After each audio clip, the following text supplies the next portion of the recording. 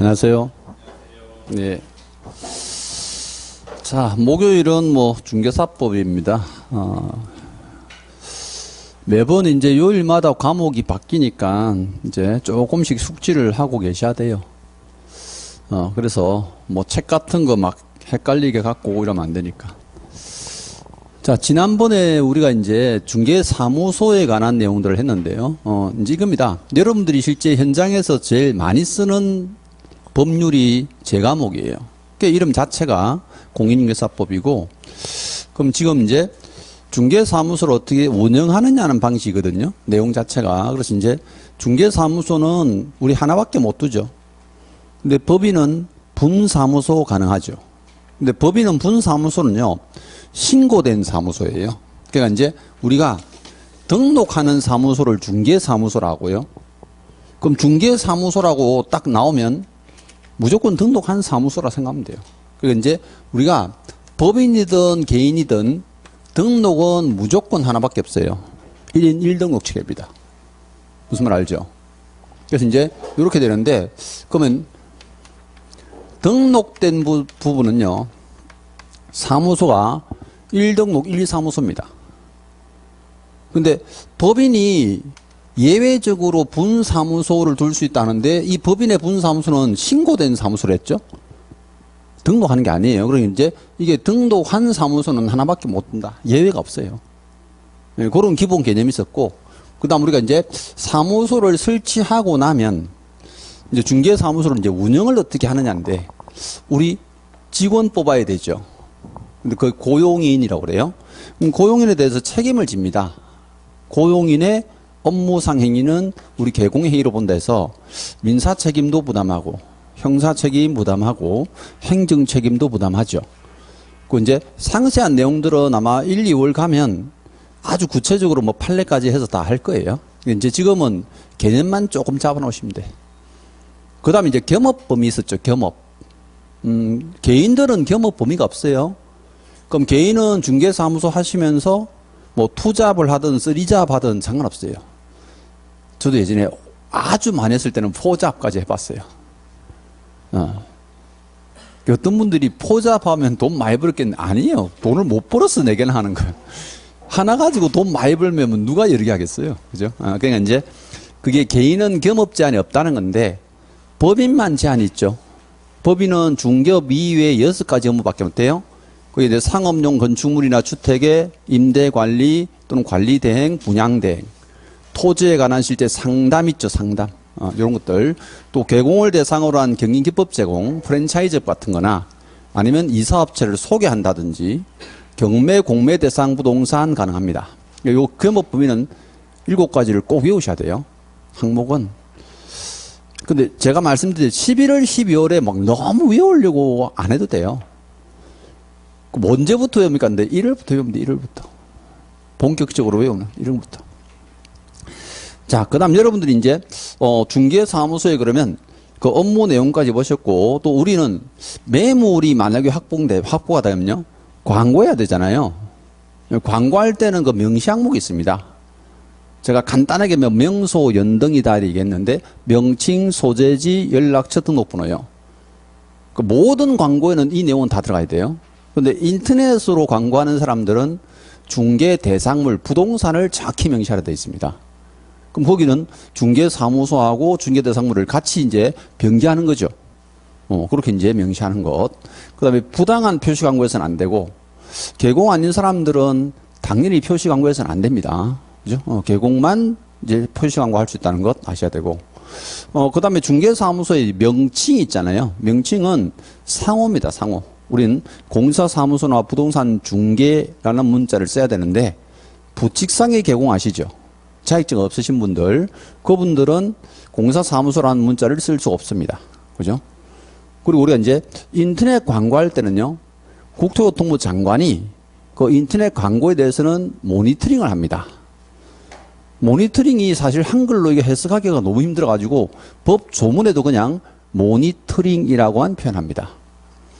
인터넷도 사실은 이게 한글로 이제 해석하기 힘들잖아요. 그래서 원래는요, 우리나라가 법 조문에 외래어를 안 씁니다. 아예 못 쓰게 돼 있어요.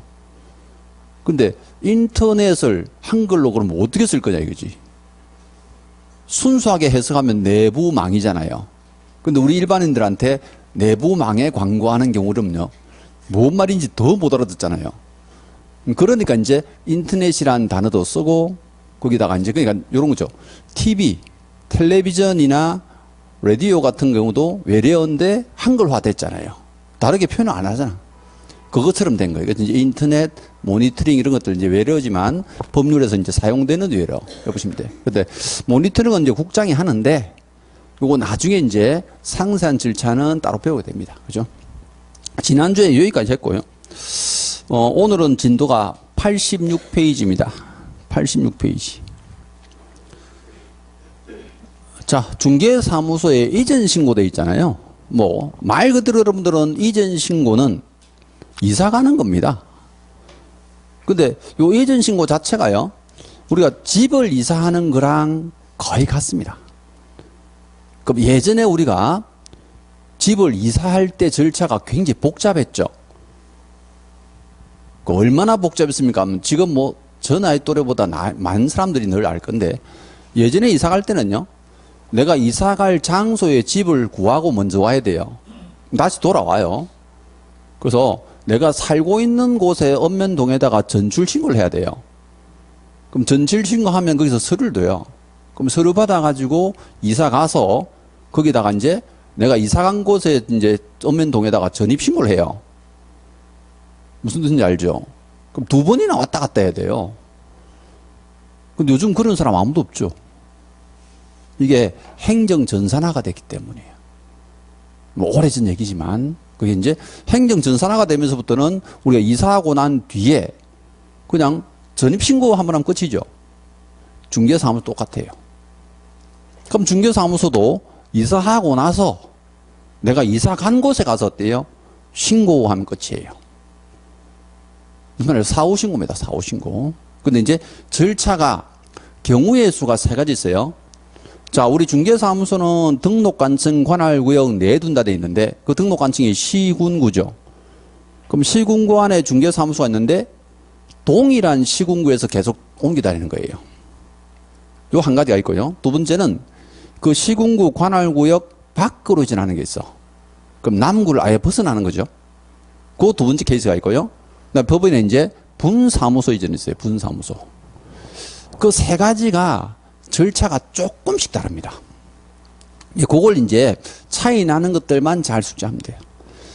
첫 번째 보면 이제 거기 중개사무소 이전돼 있는데 해설적인 표현이니까 안 보셔도 되고요. 2번 단락 한번 보세요. 2번 단락. 여기서부터 조문이 돼 있어요. 중개사무소 이전 절차. 자, 개업공사가 중개사무소를 이전한 경우에는, 자, 한 경우는 그러니까 이전했죠. 그리고 이전 후 10일 이내에 숫자 외우셔야 되고, 신고서와 개설등록증, 또 이전 후 중개사무소를 확보하였음을 증명하는 서류를 첨부하여 이전 후 사무소를 관할하는 등록관청에 신고해야 된다 이래 돼 있죠. 자, 간단히 말씀드리면 이게요. 자, 어떤 이제 개공이 갑이라는 사람이 있는데요. 자, A군에 중개사무소를 두고 있어요. 그럼 A군의 중개사무소를 같은 A군으로 옮겨요. 이걸 이제 여러분들이 지금 살고 있는 지역명으로 조금 표현하면, 자, 여기 신정동에 있는 중개사무소를, 그죠? 야암동으로 옮겨요. 그럼 신정동이나 야암동은 전부 다 남구죠. 등록관청 관할구 내잖아요. 근데 첫 번째 이전해요. 이사부터 가요. 그럼 이전하고 나서 어디 갑니까? 음요? 여기에 시군구니까 어때요? 남구청 가서 신고하시면 돼. 그럼 이전 신고한단 말이에요. 근데 방금 보신 대로 이전 신고 며칠 만에? 10일 이내에 돼. 이거 10일 넘어가면 100만 원 과태료 나와요. 10일 이내 하셔야 되고. 또 이전할 때 서류 있잖아요. 방금 보니까 등록증에 내가 사무소를 어떻게 확보했는지 하는 서류 들고 갑니다. 그럼 이 옮기고자 하는 장소에 임대차 계약이나 전세 계약을 먼저 하고 와야 돼요. 그래서 사무소 확보 증명서가 있잖아. 그러면 이렇게 이전 신고하면 나머지 뒤에 절차가요. 관청에서 이제 알아서 하는 거죠. 그럼 등록증을 첨부한단 말은 등록증을 반납을 해요. 그럼 반납하다 보니까 새 등록증 줘야 되죠? 그럼 등록증 재교부예요. 끝이에요. 뭐 사무소 이전은 되게 간단해졌는데 예전에는 엄청 복잡했어요. 이게 우리 집을 이사하는 것, 이전 신고하는 거 있잖아요. 그것보다 더 복잡했어요. 엄청나게. 근데 이걸 간소화시킨 겁니다. 지금은. 자, 그럼 이렇게 되는데 두 번째가요. 중개사무소를 저기 이제 울산에서 부산 해운대구로 옮긴다 볼게요. 그림이 똑같아요. 그냥 장소만 달라지지 똑같잖아요. 그럼 이사부터 가죠? 그럼 어디다 신고합니까? 하면요. 해운대구청 가서 신고하면 돼요. 그럼 해운대구청 며칠 만에? 10일 이내 하시면 돼. 뭐 들고 가? 등록증. 그럼 해운대구청장이 등록증 재교부 해주겠죠? 그럼 사무소 걸어놓고 중개하면 돼요. 간단하죠? 자, 근데 하나 차이가 있어요. 그럼 등록관청을 관할구역 외로 이전했다는데요. 지금 해운대구청장은 이전 신고서만 받았지 이 개공의 서류가 하나도 없죠. 그래서 그 절차가요. 이전 후에 등록관청은 울산 남구청장한테요. 서류 좀 보내주세요 하고 요청합니다. 그럼 자기가 갖고 있는 모든 서류를요. 지체 없이 송부해버려요. 그러면 서류를 송부하는 경우는 어디서 어디로 옮겼을 때? 등록관청 관할구역 외로 옮겼을 때 왜? 그럼 등록관청 관할구역 내에서는 어차피 남구청장은 똑같잖아요. 등록관청과 똑같으니까 서류 송부라는 개념이 아예 없어요. 열어보시면 돼요. 그럼 요거 하나 추가된 거죠. 그거 왜 없어요? 자, 두 번째, 이제 세 번째가요. 분사무소인데, 자, 지난주에 우리가 분사무소 설치 배웠는데, 주된 사무소가 울산 남구에 있다 볼게요. 그러면 분사무소는 울산 남구에 설치가 돼야 안 돼요? 안 되죠. 동일한 시공을 못 둔다 했잖아. 그럼 여기 이제 울산에 동구에 분사무소를 뒀는데, 자, 이분이 중개사무소를 역시 마찬가지예요. 저기 해운대구로 옮긴다 볼게요. 근데 잘 보시면요. 요 모양이 여기 그대로 있는데 위에 주된 사무소가 달려 있는 거예요. 그 차이점밖에 없어요. 그럼 보세요. 여기 이사부터 가요. 이전했죠. 자, 분사무소는 가장 중요한 게 뭐냐면요. 지난주에 우리 분사무소 설치 신고 어디다 했어요? 주된 사무소 본사에 있는 데 같아요. 맞죠? 모든 신고 절차는 본사에 가서 해야 돼요. 그러니까 여기는 남구청장한테 가서 이전 신고를 합니다. 그럼 여기 제가 이전 신고 써놨는데, 아니, 나머지는 똑같다니까? 그럼 이전 신고 며칠 만에 해야 돼? 10일. 신고할 때 서류 뭐 들고 합니까? 없냐? 분사무소는 등록증이 없죠? 분사무소는 신고한 사무소니까 설치 신고 확인서. 지금 우리 방금 조문 읽은 데는 괄호 안에 돼 있었어요. 괄호 안에. 제가 방금 읽은 그 조문에 두 번째 줄 보시면 등록증 뒤에다가 분사무소의 경우는 설치 신고 확인서 돼 있죠. 그리고 이제 여기도 마찬가지예요. 사무소 확보 증명서류입니다. 그럼 이래 들고 가면 해운대구청장, 여기 남구청장이요. 신고 확인서를 재교부해 줍니다. 절차는 재교부하고 나면 끝이에요. 어차피 이거 받아가지고, 새 거 받아가지고 어때요? 사무소에 걸어놓고 이제 중개하면 되니까. 그 개념이에요. 자, 요게 이제 원칙입니다. 그럼 관할구역 안이든 밖이든 실제 분사무소이든 전부 다 이제 이전 신고를 하면 신고 필증인, 신고 확인서 아니면 등록증을 재교해 주니까 우린 받아와서 걸면 돼. 자, 여기서 이제 예외 조항이 하나 있습니다. 예외 조항. 그게 뭐냐면요. 이 중개사무소를 등록관청 관할구역 내에 옮깁니다. 그럼 여기 남구에서 똑같이 남구로 옮겼다 볼게요. 그럼 여기 등록증은 원래 남구청장이 준 거죠. 그럼 남구청장 도장이 찍혀 있는 등록증인데 굳이 재교부 받으려니까 돈이 들어. 우리 관청에서 서류 재고받으면 돈 내잖아요. 돈이 드니까 나는 그 돈을 내기가 싫어요. 그럼 등록증에요. 우리 사무소 소재지 주소 적혀 있죠. 그것만 바꿔서 받을 수 있어요. 그러면 등록증을 재교부하는 것이 무조건 원칙인데, 그럼 1,000원 내고 이거 수수료 1,000원밖에 안 해요. 1,000원 내고 받으면 좋은데 나는 이 1,000원도 너무 아까운 거야. 그래서 주소를 바꿔서 돌려주세요 하면 돼요. 그게 변경사항을 적어서 교부할 수도 있다. 그거예요. 예외조항이에요. 그럼 분사무소도 마찬가지야. 분사무소도 만약에 이제 여기 보시면요. 동구에서 같이 동구로 옮겼어요.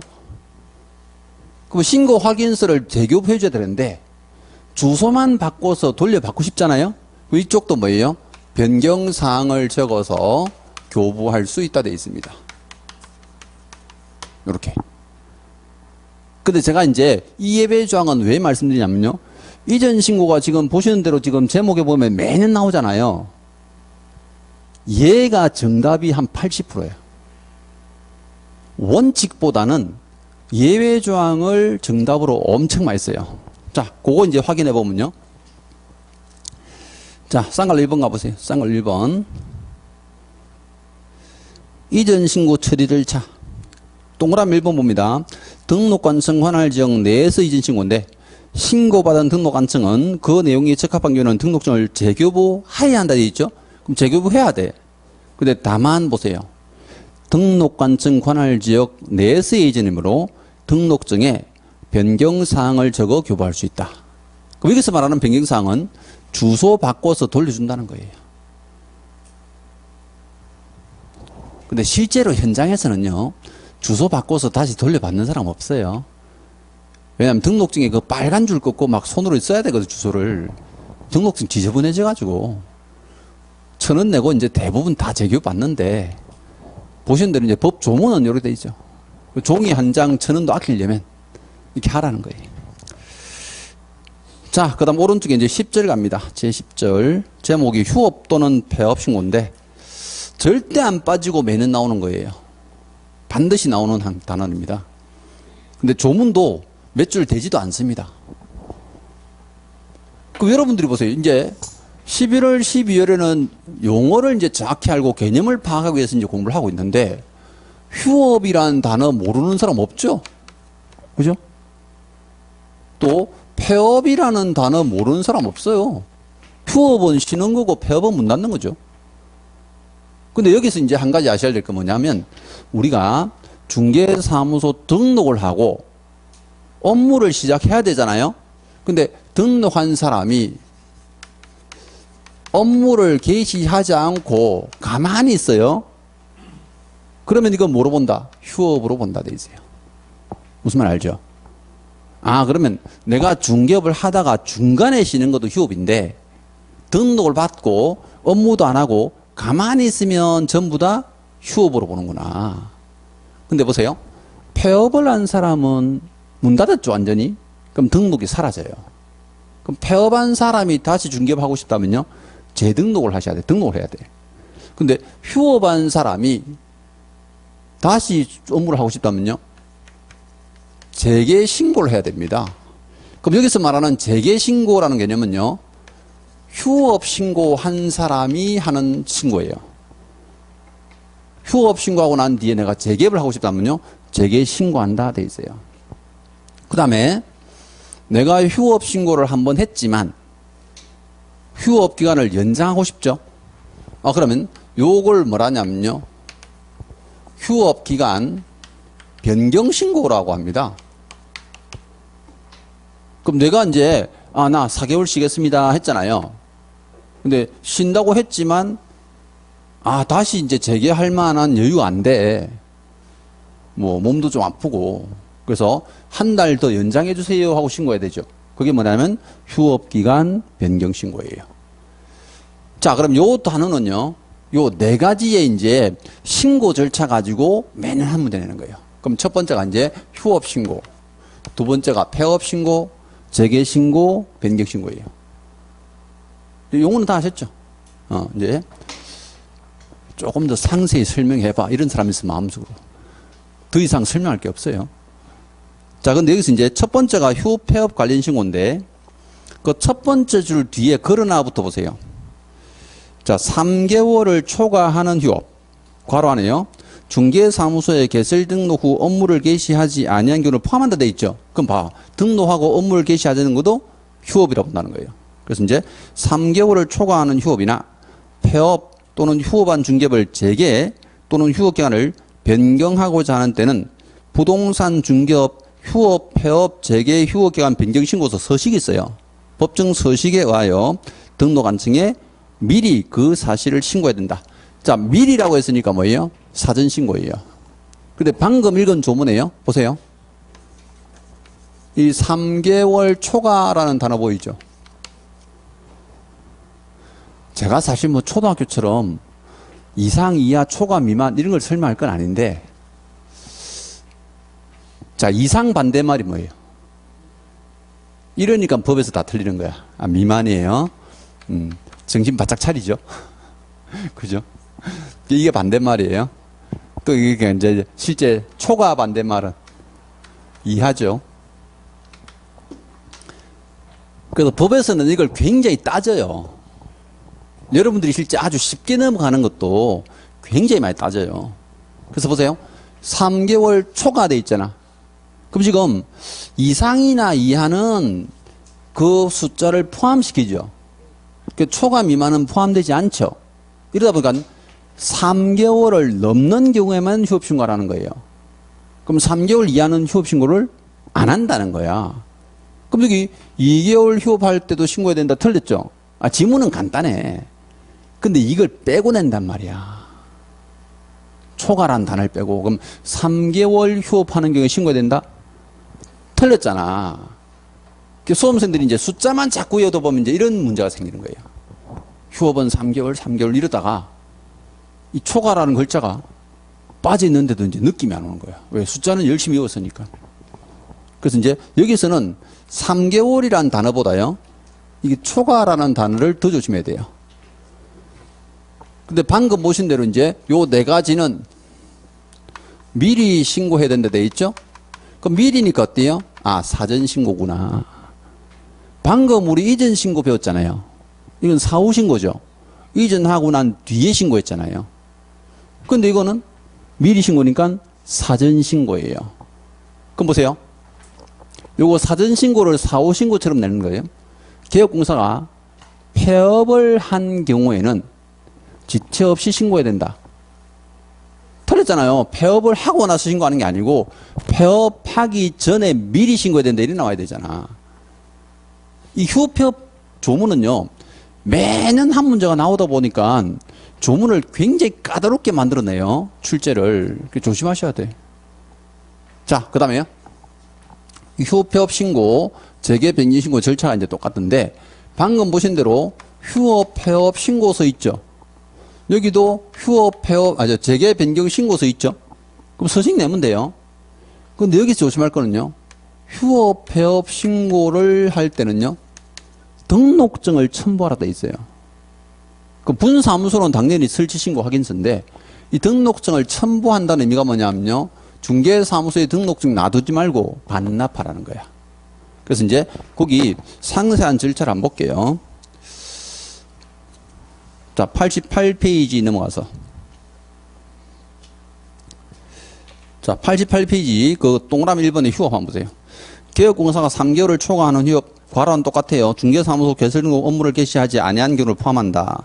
하고자 하는 때는 등록관청에 미리 신고해야 하는데, 이때 신고서에 등록증을 첨부해야 된다 돼 있죠. 아, 그럼 등록증을 갖다 내야 되는구나. 폐업도 마찬가지예요. 폐업도 신고 방법이 등록증을 첨부했어. 이렇게. 근데 저 밑에 싼 걸로 2번 한 거 보세요. 2번. 자, 동그라미 1번에요. 휴업, 폐업 신고는 신고서에 등록증 첨부해서 방문 신고하죠. 근데 재개나 변경 신고 보세요. 재개나 휴업기간 변경 신고는 신고서에 등록증을 첨부할 필요가 없으며 방문 신고와 전자무사한 신고가 가능하다 돼 있죠. 보세요. 재개나 변경 신고는 이미 등록증을 반납해 놨잖아요. 그럼 신고서만 내면 되네요. 근데 휴업이나 폐업 신고는 등록증을 반드시 갖다 줘야 되죠. 그러니까 얘들은 인터넷으로 신고가 안 돼. 전자문서 신고가 안 돼요. 근데 방금 보신 대로, 자, 휴업기간 변경이나 재개신고는, 인터넷으로 가능하네요? 전자문서가 돼요, 요거. 그러면 전자문서 신고할 수 있느냐, 없느냐 문제는요, 이게 압도적으로 많이 나와요. 보세요. 휴업기간 변경신고는 전자문서 신고할 수 없다? 틀렸죠? 휴업기간 실제 또 폐업신고는 전자문서로 할 수 있다? 틀렸잖아요. 근데 심지어 이제 박스 문제 내가지고 이거 조문을 가지고요. 전자문서로 신고할 수 있는 것만 고르세요. 그럼 이 두 가지잖아. 문제가 어려운 게 아니고 문제 모양을 되게 다양하게 낸다고 이 조문은. 형태 자체가요. 자, 요게 이제 절차에 관한 부분이고요. 이제 또 한 가지. 그럼 내가 휴업을 하고 싶다 하면 1년이고 2년이고 계속 휴업할 수 있으면 그거 안 돼요. 이 휴업 기간 있죠? 그럼 휴업은 6개월을 초과할 수 없다 되어 있습니다. 그럼 이래 볼게요. 3개월 초과하는 휴업을 할 때만 신고하죠. 근데 신고하더라도 휴업은 몇 개월? 6개월을 초과할 수가 없어요. 그럼 6개월 넘도록 네 맘대로 문을 닫고 있지 말라는 거예요. 중개사무소는. 그러면 내가 6개월을 초과하도록 계속 휴업을 할 일이 생기면 어떡합니까? 없요. 그건 봐줘요. 그게 부득이한 사유가 있어야 돼. 자, 올해 시험에 이제 이 사유가 나왔어요. 올해 시험에도. 근데 거기 책에 보시면, 자, 쭉 올라가셔가지고, 동그라미 3번 보세요. 저기 쌍갈로 1번 신고 대상의 동그라미 3번요. 휴업기간 변경이라는 제목 써놨는데요. 보세요. 휴업은 6개월을 초과할 수 없는 것이 원칙이나 돼 있죠. 그럼 신고하더라도 6개월밖에 못해요. 근데 대통령령이 정하는 부득이한 사유, 과로 아니지만 이 사유는 반드시 기억하셔야 돼요. 질병으로 인한 요양, 아프잖아요. 징집을 한 이 병 뭐예요? 군대 간 거죠. 어떻게 갔어요? 질질 끌려갔죠. 그 다음에 취학, 공부하는 거죠. 그 밖에 이에 준하는 부득이한 사유가 되는데 지금 우리 책이 오타가 있어가지고요. 하나 빠졌어요. 이게 오히려 답으로 나온 건데. 자, 부득이한 사유가요. 질병에 따른 요양이 돼 있고 징집에 따른 입영돼 있고요. 취학돼 있는데 여기 임신 또는 출산이 작년에 들어왔어요. 법조문에. 근데 지금 책을 만드신 분이 이걸 빠뜨렸어요. 임신 또는 출산. 요즘 우리나라 결혼도 잘 안 하고 애도 안 낳잖아. 그래서 이제 특혜를 주려고 여기 넣어놓은 거예요. 근데 마지막으로 이제 그 밖에 이에 준하는 부득이한 사유예요. 그 밖에 사유 같은 것들은 자기가 공무를 한다든지 이런 이제 발생하면 그럴 수가 있는 건데. 그래서 이런 사유가 있을 때만 휴업 기간은 6개월을 초과할 수 있습니다 하는 거예요.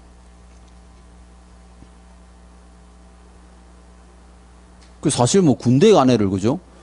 18개월 있어야 되는데 6개월 휴업하고 나서 다시 재개신고하고 또 휴업해라 이러면 어때요? 총 들고 나야 되잖아. 어떤 애들 막 탱크 끌고 나오고 그러잖아. 말이 안 되는 거죠. 또 취약하는 애들도 만약에 이제 외국에 이제 공부를 하라. 그럼 외국 공부하러 왔으면 이제 어때요? 1년이고 2년이고 막 휴업을 하고 가야 되는데, 물론 차라리 폐업을 하는 게 더 낫지 않느냐 하는 사람도 있지만요. 휴업하고 쉬다가 다시 재개하면 되잖아요. 그럼 돈도 안 들잖아. 폐업하고 재등록하려면 또 교육도 새로 받아야 돼. 거기다가 또 이제 등록 수수료 내야 돼. 그러니까 이제 휴업을 하는 동안에는 다른 업종이 내 사무소 쓸 수도 있고요. 다른 개공이 쓸 수도 있잖아. 우리 중개사무소 공동 사용돼 된댔잖아요. 그럼 그동안에 내가 이제 나와 있다가 한 1년 뒤에 어때요? 산후조리도 딱 하고 들어가서 다시 중개하면 되잖아. 그래서 이제 휴업을 이렇게 해놓은 거예요. 이렇게. 이제 그 내용들. 자, 그 다음에요. 이제, 거기 88페이지 제일 밑에 쌍으로 3번 한번 보세요. 요것도 이제 재작년에 조문이 처음 생긴 건데, 자, 휴업폐업에 일괄 신고되어 있죠. 동그라미 1번 한번 보세요. 중개업의 휴업 폐업 신고를 하려는 자가 부가가치세법에 따른 사업자 휴업 폐업 신고를 같이 하려는 경우에는 이래 돼 있죠. 자, 무슨 뜻이냐면요. 여러분들은 나중에 중개업하려면 시군구에 가서 중개업 등록했잖아요. 그럼 중개업 등록하고 나면요. 20여 년에 저 세무서 가셔가지고 사업자 등록하셔야 돼요. 세금을 내야 될 거 아니야. 그러면 사업자 등록도 등록이고 중개업 등록도 등록인데 나중에 내가 휴업한다 볼게요. 그러면 남구청에 가서 휴업 신고하고요. 다시 관할 세무서 가서 휴업 신고를 또 해야 돼요. 재작년까지는 그랬단 말이에요. 근데 너무 번거롭죠. 그래서 이걸 일괄 신고할 수 있게 해준 거예요. 그래서 거기 보시면 이제 방금 읽은 거 다음 페이지, 세 번째 줄 보세요. 동그라미 1번 세 번째 줄. 이 경우 등록 안청은 그죠? 두 번째 줄 보세요. 중개업 휴업 폐업 신고서에 사업자 휴업 폐업 신고를 함께 제출해야 되는 일이 돼 있죠. 그럼 이런 뜻이에요. 보세요. 여기 우리가 자, 부가가치세법에 따라서 실제 시험에서도 이 법률은 반드시 줍니다. 표현을. 왜 안 주면 이거랑 헷갈리니까. 그러니까 이제 부가가치세법에 따라서 이제 휴업 폐업 신고는 어디다 하는 거예요? 세무서장한테 하는 거죠. 중개업에 관한 휴업 폐업 신고는 누구한테 하는 거예요? 등록관청이 하는 거죠. 원래 옛날에는 이거 3년 전에는 계속 두 군데 다 갔다니까요. 근데 이제는 이 휴업 폐업 신고서를 등록관청에 내라니까 같이 두 장을. 그럼 중개업의 휴업 폐업 신고서랑 부가가치세법에 따른 휴업 폐업 신고서를 함께 낼 수 있다 돼 있잖아요. 그럼 등록관청이 받아가지고 어떡할까 이거? 꿀꺽해? 그렇지. 세무서장한테 지체 없이 송부한다 돼 있어요. 그게 그 다음 줄에 나옵니다. 그럼 반대로 볼게요. 반대가 이제 거기 동그라미 2번인데 보세요. 중개업에 관한 휴업 폐업 신고서를 세무서장한테 냈어 나는. 우리 집에서 세무서가 더 가까워. 그럼 세무서장은 등록관청에다가 어때요? 지체 없이 송부한다 돼 있습니다. 그럼 송부받으면 그때부터는 우리는 휴업 폐업 신고를 한 것으로 본다 돼 있죠. 그럼 지금은 내가 어차피 사업자 등록도 하고 중개업 등록하고 등록이 두 가지인데 한 군데 가서 신고서를 내면 자기들끼리 알아서 하는구나. 국민들이 편리해졌죠? 지금은 행정 업무가요. 국민들을 최대한 편리하게 만들려고 이제 개정하고 있어요. 점점. 그래서 요게 이제 마지막 절차 보시면 돼요. 자, 처벌조항은 제가 따로 외우지 않아도 된다 했습니다. 처벌조항은 참고로 보시고 89페이지 봅니다. 중개 업무에서는 마지막인데요. 제11절 간판 철거 의무 보세요. 자, 나중에 여러분들은 더 이상 중개업을 하지 않으면요. 간판을 철거하셔야 돼요. 근데 간판 철거 사유가 지금 박스 안에 세 가지 있죠. 그래서 첫 번째가 자, 중개 종전 사무소에서 다른 곳으로 이전한 경우, 이전 신고한 경우는요. 예전 사무소의 간판을 뜯어가야 돼요. 못 쓰면 철거하든가. 자, 두 번째는요. 폐업 신고한 경우, 폐업 신고하면 중개업 더 이상 안 하죠. 간판 철거하셔야 돼. 마지막 세 번째는 등록 취소된 경우도 있는데, 자, 우리가 첫날 저하고 결격 사유할 때요. 등록 취소를 당하면 3년 동안 중개업 못 하죠. 그럼 3년 동안 중개업도 못 하는데 간판을 계속 걸어놓으면 안 되잖아요. 그래서 간판을 무조건 철거하라는 거예요. 그럼 간판 철거비도 꽤 들겠네요. 맞아요. 내가 중개사무소를 더 이상 할 수 없으면 간판을 철거하세요 되어 있는데 그 밑에 위반시 처리보세요. 이건 위반시라는 것은 뭐냐면요. 간판을 철거하지 않으면 이 뜻이에요. 그럼 개업공사가 간판 철거 의무가 있음에도 불구하고 이를 이행하지 않은 경우는 등록관청은 행정대집행법에 따라 대집행할 수 있다 되어 있죠. 자, 우리 시험에서는요. 중개사법에서는 대집행이란 단어가 딱 한 군데만 나와요. 그게 어디입니까? 하면요. 이 대집행이 간판 철거예요. 그럼 이 대집행은 누가 한다는 거예요? 등록관청이. 그럼 등록관청이요. 직접 철거한다는 거예요. 더 이상 중개사무소를 안 하니까. 어떤 분은 이제 이거 법을 너무 어설프게 배워가지고, 야, 중개사무소 이전 신고 하고 이사 가면 내가 간판 안 뜯으면 등록관청 남구청에 있는 애들이 나와가지고 떴는데, 그 뭐 돈 들여서 뭐 간판업자 불러서 뜯어. 냅두면 뜯어가는데, 그러니까 냅뒀어. 뭐 어떤 일이 벌어질까요? 공무원들이 나와서 뜯을 거 아니에요? 그래서 공무집행차가 나와요. 남구청에서. 그 운전석 옆에 노란 트럭이 있는데 글자 써놨어. 공무집행이라고. 화물칸에 아저씨 앉았으면 타고 나와요. 나중에 그 비용 다 내야 돼요. 무슨 말인지 알죠? 간판 업자 부르는 것보다 그게 더 비싸요. 나중에 집으로 고지서 날아와요. 뜯으라면 좀 뜯으세요. 말 안 듣다가 된통 당하죠. 대집행이 무슨 뜻인지 알겠죠, 이제. 등록관청이 대집행할 수 있다. 그냥 무상으로 하는 게 아니에요. 전부 이거 어때요? 다 이제 고지합니다. 그러니까 이제 법을 위반한 사람이니까. 자, 이렇게 이제 사장은 마칩니다. 사장은 우리 중개사무소를 운영하는 방식 보셨어요. 그럼 보세요. 우리가 중개사무소를 운영하려니까 직원도 뽑아야 돼. 또 사무소를 어디에 실제 이제 둬야 되는지, 그리고 겸업은 어디까지인지, 또 우리 도장도 등록해야 되죠. 지난주 인장도 등록해야 되고, 또 방금 사무소 이사 가려면 어떻게 신고하는지, 내가 사무소를 쉬려면 휴폐업싱을 어떻게 하는지, 이제 중개사무소를 내가 운영하는 방식을 앞에서 쭉 배운 거예요. 그럼 중개사무소 이제 다 차려놨죠. 딱 차려놨어. 중개사무소 차리면 이제 누가 와요? 아, 사람이 올 거 아니야. 여러분 나중에 자격증 처음 따가지고 중개사무소 차려놓으면요, 고객이 처음 딱 들어오잖아요. 무서워요. 처음에 차린 사람들은요, 아우, 안 들어왔으면 좋겠다 이래. 왜? 뭔 말을 해야 될지 몰라. 힘들고. 저도 그랬어요. 근데 나중에 한 달 동안 안 들어오잖아요. 속으로 어떻게 해요? 와 이래 안 들어오는다니까요. 그때는 들어왔으면 좋겠다는 마음이 점점 많이 생기죠. 근데 이거 보세요. 우리가 중개사무소를 처음 하시는 분이, 자, 매도, 매수, 매매 계약이나 전세 계약, 임대차 계약을 중개하잖아요. 그럼 거래 당사자가 쌍방이죠.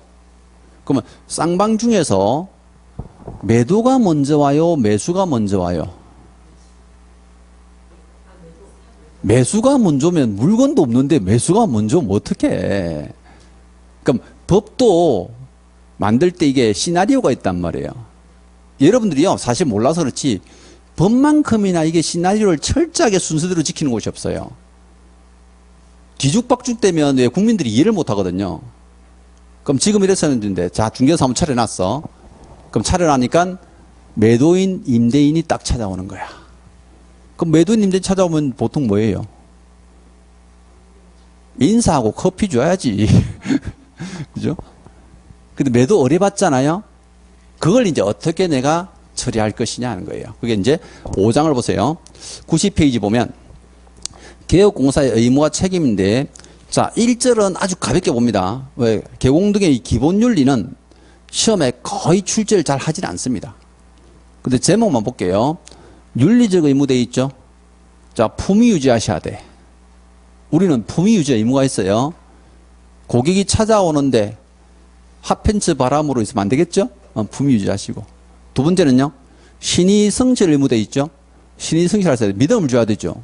중개사무소는 이 믿음이라는 게 굉장히 중요합니다. 왜? 부동산 다루니까. 자, 세 번째는 공정중개 의무가 있죠. 그럼 공정중개가 뭐예요? 내가 매도인 편이나 매수인 편 되면 안 되죠. 가운데서 공정하게 중개하라는 뜻입니다. 이게 법적 의무인데요. 91페이지 보시면 네 번째는 선량한 관리자의 주의 의무 돼 있죠. 그럼 이 표현 자체가요, 굉장히 추상적이잖아. 어떻게 해야 품위 유지되는 거야? 그럼 여름에 뭐 여자 소장님이 뭐 타 믿고 중개하면 안 되나? 제가 볼 때는 뭐 괜찮은데. 예. 또 신의성실은 어디까지 어떻게 믿음을 줘야 되는 거예요? 알 수가 없어요. 그러니까 이게 제목 말고는 절대 출제를 안 해요. 그러면 선량한 관리자로 돼 있는데 악랄한 관리자는 어떤 사람이야 그러면? 해석이 불가능하잖아요. 그러니까 조문대로만 이해하면 돼 그냥. 우리는 품위도 유지하고 신의 성실하고 공정중개하고 선량한 관리자로서 주의 의무도 있어야 된다. 근데 여러분들이요, 우리나라의 모든 전문 직업인들의 법률에는 비밀 누설 금지 의무가 있어요. 자, 우리 보세요. 변호사들은 자기한테 사건을 위임한 위임인들의 비밀을 누설해서는 안 됩니다. 처벌합니다. 자, 의사, 의료법에 있어요. 환자의 비밀 어때요? 절대 누설해서는 안 됩니다. 그건 가족이라도 안 돼요. 그럼 본인이 허락을 해줘야 돼. 그죠? 근데 우리도 전문 직업인이라 우리가 혹시 의뢰인들의 개인적인 비밀을 알게 됐잖아요. 그럼 절대 누설해서는 안 돼요. 이건 누설하면요, 1년 징역 보내버려요. 이건 처벌이 셉니다. 그래서 이제 거기 2번 단락에 91페이지 보면 비밀 준수 의무 돼 있는데요. 자, 비밀 준수 의무는 뭐 규정의 취지 이런 것들은 뭐 참고로 보시면 돼요. 동그라미 3번에 위반 시 제재 책임입니다. 1년 이하 징역 또는 1천만 원 이하 벌금에 처할 수 있다. 근데 그 밑에 쌍괄로 이번에 반의사 불벌죄란 말 보이죠? 반의사 불벌죄가 뭐냐면요, 그걸 글자 그대로 해석하면 피해자의 의사에 반대하여 처벌할 수 없는 죄. 그러니까 여기서 뭐 보시면요, 자, 반의사잖아요.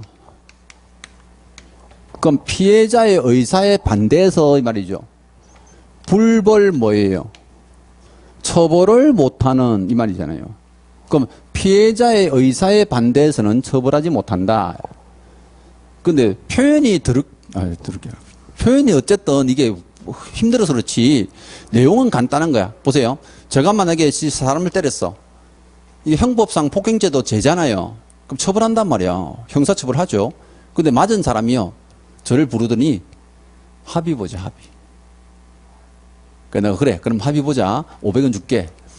그랬더니 그 맞은 사람이 어때요? 처벌하지 마세요. 이런단 말이에요. 그럼 저 처벌해 안 해요? 절대 못 해요.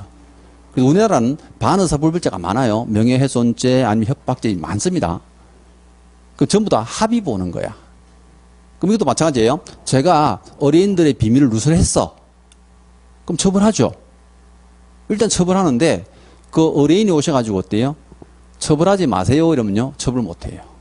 그게 이제 피해자의 의사에 반대해서는 처벌할 수 없다. 자, 우리 법에서는요, 유일하게 자, 비밀 누설 금지 의무 있죠. 비밀 준수 의무가 아니고요, 정확하게는 비밀 누설 금지 의무예요. 표현이 시험에 딱 요래 나옵니다. 이분은 여러분들한테 편하게 해두려고 제목을 편하게 그냥 비밀 준수 의무로 됐는데, 우리는요, 비밀을 지키세요라는 의무는 없어요. 절대 누설하지 마세요라고 돼 있어요, 조문이. 그래서 비밀 누설 금지 의무만 유일하게 반의사 불벌죄. 그러니까 단독으로 지문 쓰면 이렇게 제일 많이 났어요. 그럼 반의사 불벌죄에 해당되는 것은 하고 이제 의무 중에서 반의사 불벌죄에 해당되는 의무를 찾으세요, 이래 준단 말이에요. 그럼 이거 하나밖에 없어. 비밀 누설 금지 의무. 자, 그래 보시고 그 다음에 이제 92페이지 봅니다. 제2질 갈게요. 자, 일반 중개 계약이라는 단어가 있고요. 그 다음에 책을 98페이지 잠깐 보시면요, 전속 중개 계약이라는 단어가 있어요. 그럼 읽어볼게요. 이제 중개 계약이 뭐냐인데, 자, 제가 이제 항상 이게 그림을 그리면요, 왼쪽에 있는 사람이 매도인 임대인이에요. 오른쪽에 있는 사람이 매수인 임차인 할 겁니다. 근데 오늘은 이제 매도인만 오니까, 맞죠? 그 매수인 언제 와야 하는데 다음 시간에 와요. 그럼 우리가 이제 매도인이 중개사무소 딱 들어와가지고 개공한테 집 좀 팔아주세요 하고 의뢰하잖아요. 근데 이 의뢰를 하면 개공이 알겠습니다 하고 대답을 하죠. 그러면 청약을 했는데 승낙을 했단 말이에요. 민법 시간에 지금 총칙하고 있죠.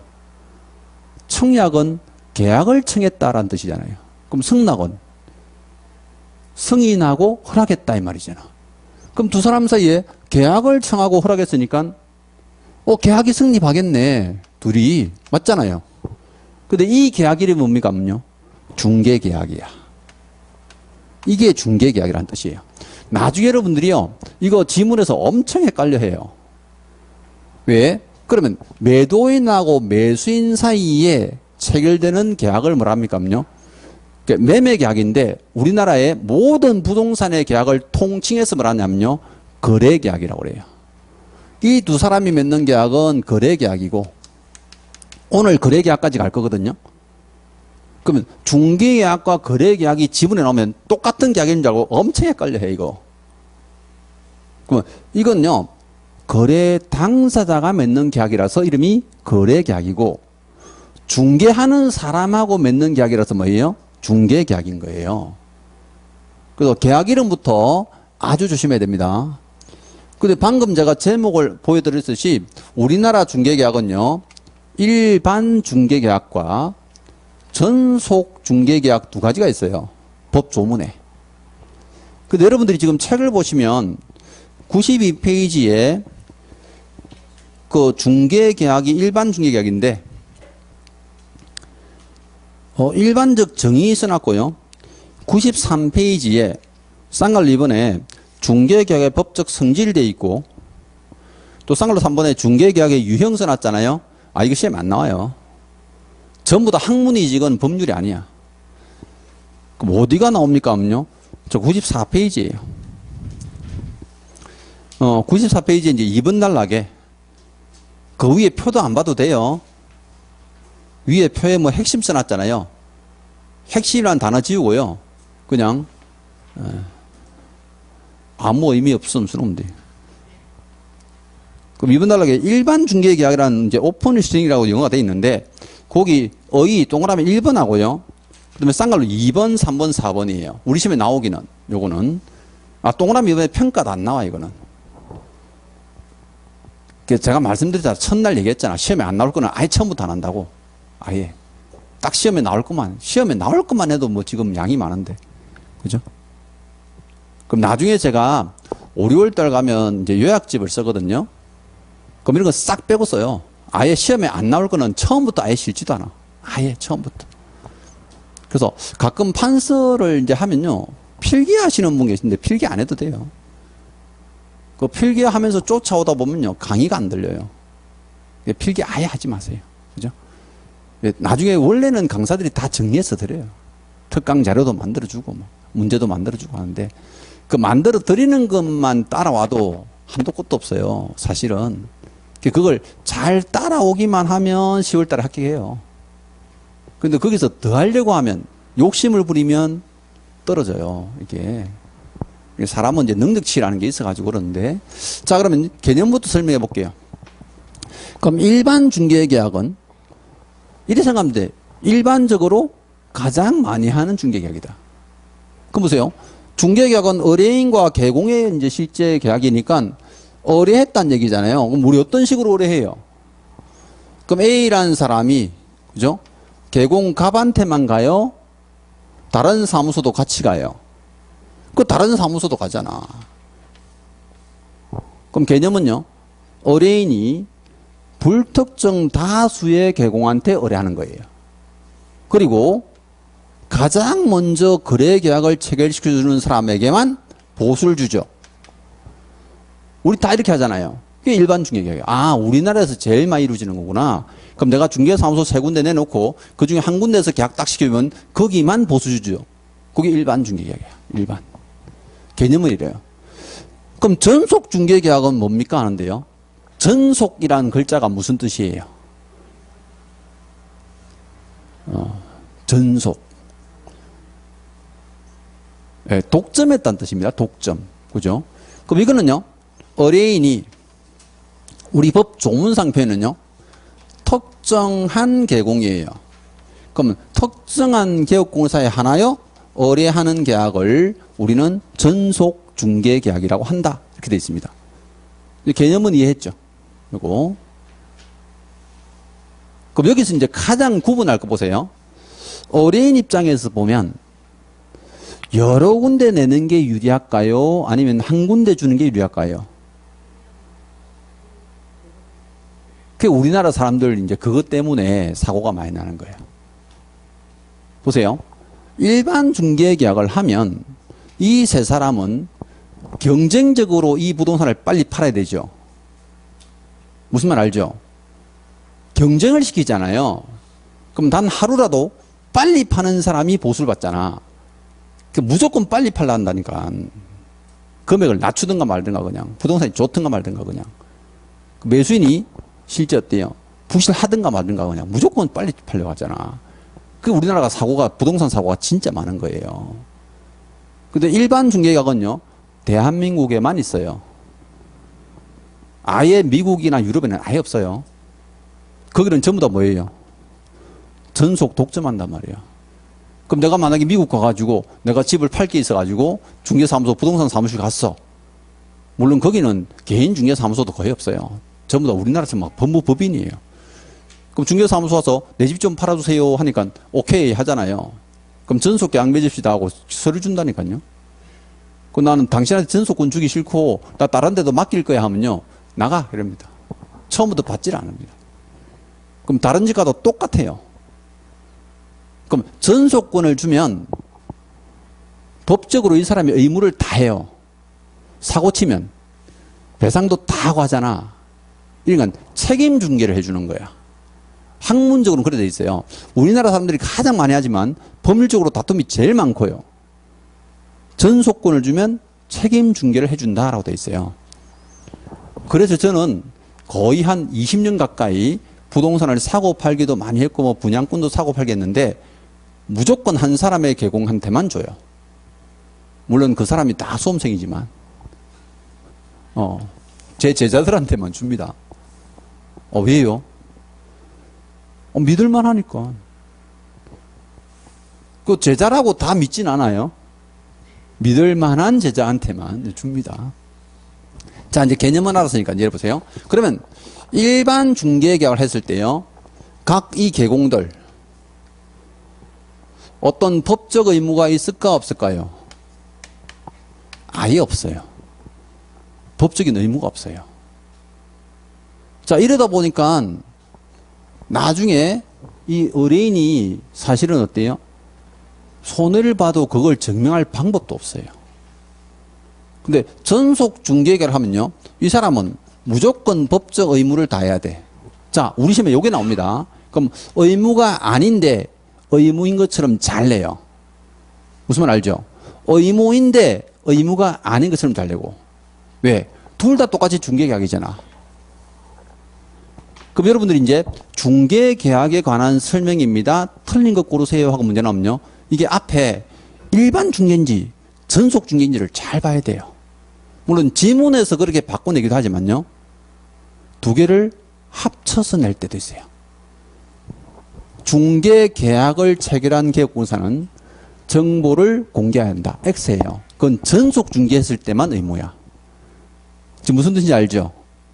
한 대 묶으면 안 돼요. 자, 그래서 이제 요 부분인데, 일반 중개계약은 이래 보시면 돼요. 자, 우리가 보통 중개사무소 와서 의뢰하면 말로 해요? 아니면 서류를 적어요? 말로 하잖아. 그럼 구두로 해. 그럼 구두로 하니까 법적 분쟁이 많이 생기죠. 근데 분쟁이 생겨도 이거 해결할 방법이 없죠. 왜? 증거가 없어요. 그럼 실제 우리나라에서 우리 개공하고 어린이들이 노다지 싸우는데 이게요, 한 해 1000건이 넘어요, 소송이. 중개사무소랑 막 고객들하고 싸우는 소송이 한 해 1000건이 넘습니다. 근데 그걸 분쟁을 그냥 등한시하고 내버려둘 수가 없잖아요. 그래서 분쟁을 방지하기 위해서 이걸 두 개를 정한 게예요. 왜? 그러면 분쟁을 벌려면 구두로 하지 말고 적어라 이거라. 적어. 이건 뭐라고요? 서면으로 적어라. 무슨 말 알죠? 근데 적으래도 안 적어요. 그럼 이제 보세요. 의뢰인 입장에서 또 우리 개공의 입장에서 적을 수 있잖아요. 그럼 둘이 왜 싸울까요? 제가 중개사법 시간에 다툼이 생겼다, 싸운다, 이러면요, 무조건 원인은 한 가지밖에 없어요. 돈 때문이에요. 우리나라 사람들은 돈이 안 걸리면 안 싸워요. 기분 나쁘다고 법원 가는 사람 별로 없죠?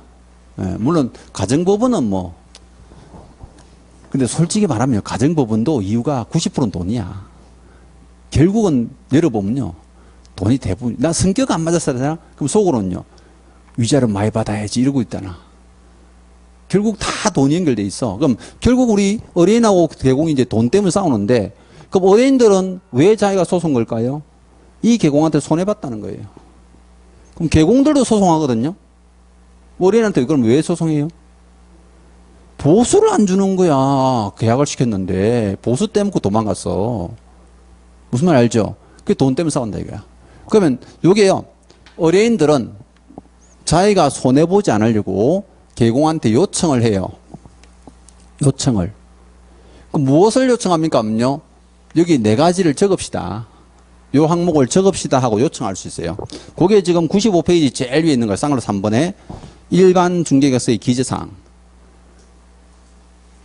제가 이제 11월, 12월에는 항목들이 나오더라도 뭐 외우지 않아도 괜찮다 했는데요.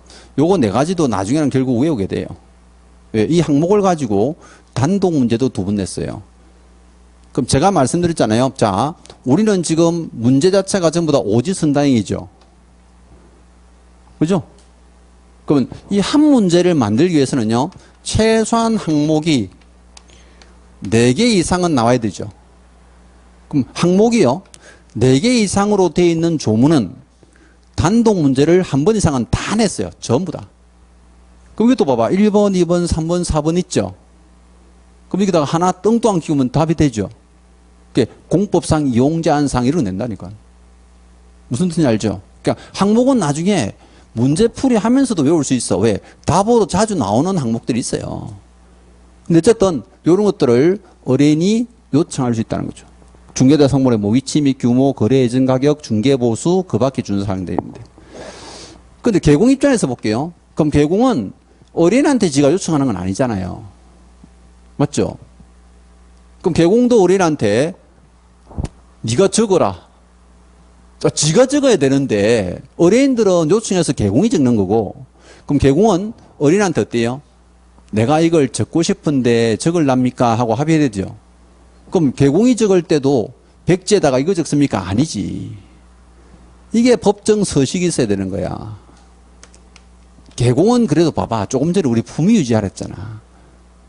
A4 용지 그냥 수첩 이런 데 적지 말고 법정 서식을 적으라 이거야. 법정 서식. 그래서 이제 그 밑에 보면 쌍으로 4번요. 일반 중개사의 서식이 있어요. 그래도 우리 서식은 국토교통부 장관이 만듭니다. 자, 중개사법에서는요. 서식 나오면 전부 다 누가 만들어요? 국토교통부 장관입니다. 이걸 시행규칙이라잖아요. 그럼 이제 일반 중개계약에 표준되는 서식을 정하여 그 사용을 권장할 수 있다. 그러면 법정 서식이 있는데 국장이 만들었죠. 근데 권장할 수 있다 돼 있잖아요. 그러니까 봐봐. 권장사항이니까 법적 의무사항은 아니죠. 근데 보세요. 개업공사는 일반 중개계약서를 작성해야 한다. 틀렸죠. 또 개업공사는 의뢰인 요청에 따라 반드시 정보를 공개해야 된다. X예요. 작성해야 된다. X예요. 법적 의무 하나도 없다니까 이거. 조문상에 잘 읽어보면요. 법적 의무가 하나도 없는데 있는 것처럼 지문 엄청 잘 내요. 이거는. 그리고 이제 96페이지 보면 이 일반 중개에서 서식은 있어요. 서식 같은 거는 시험에 잘 안 나오진 않습니다. 그 중에 지문이 가끔 하나씩 나오는데 그 문제풀이 할 때 보면 되고.